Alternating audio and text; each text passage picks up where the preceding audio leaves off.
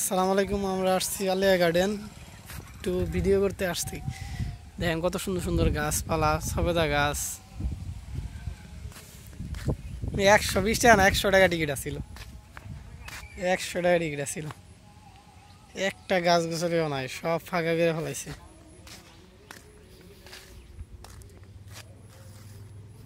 চলেন জামুগা। এটাকেই বলতো আলিয়া গার্ডেন, জামালপুরে ঢেউর পাড়ে অবস্থিত আলিয়া গার্ডেন।